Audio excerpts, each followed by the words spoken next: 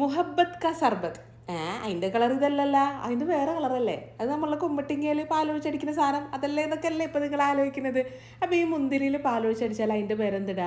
മുഹബത്ത് കീ സർബത്ത് എന്നിടോ, അത് മുഹബത്ത് കോ സർബത്ത് എന്നിടോ? എന്താണെങ്കിലും ആ മുഹബത്ത് സർബത്തൊക്കെ ഉള്ള ആ ഒരു സാധനം തന്നെയാണിത്.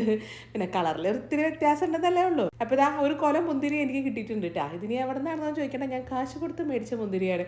പിന്നെ അതിൻ്റെ ആ ഒരു ഞെട്ടൊക്കെ കളഞ്ഞിട്ടേ മിക്സിയുടെ ജാറിലോട്ട് ഇട്ടിട്ടുണ്ട് കേട്ടോ. പിന്നെ ജ്യൂസൊക്കെ ആകുമ്പോൾ കുറച്ച് പഞ്ചസാര എന്തായാലും ഇടണമല്ലോ, അല്ലെങ്കിൽ പിന്നെ ആ ഒരു ജ്യൂസിൻ്റെ ആ ഒരു ഇതിലോട്ട് അങ്ങോട്ട് എത്തിയില്ലെങ്കിൽ.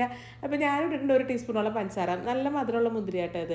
എന്നിട്ട് പിന്നെ അതിൻ്റെ അകത്തേക്ക് ഉണ്ടല്ലോ പശുവിൻ്റെ പാലും കൂടെ ചേർത്തിട്ട് നന്നായിട്ട് എന്നിട്ട് അരിച്ചിട്ട് എടുക്കണം കേട്ടോ. പിന്നെ ചിലവരൊക്കെ ചോദിക്കാൻ ചാൻസ് ഉണ്ട്, ഇതിപ്പോൾ എന്തിനാ നിങ്ങൾ ജ്യൂസ് അടിച്ചാൽ മുന്തിരിയായിട്ട് തന്നെ കഴിച്ചാൽ പോരേന്ന്. മതി, എന്നാലും മതി. പക്ഷെ എൻ്റെ ഈ ഒരു മുഹബത്ത് കീ സർബത്ത് അതുണ്ടാക്കാൻ പറ്റില്ലല്ലോ. അപ്പോൾ ഞാൻ ഉറപ്പിച്ചിട്ടാ, മുഹബത്ത് കീ സർബത്ത്. ഇനി വേറെ എന്തെങ്കിലും പേരുണ്ടെങ്കിൽ നിങ്ങൾ താഴത്ത് കമൻറ്റിൽ പറഞ്ഞോളേ. അപ്പം ശരി.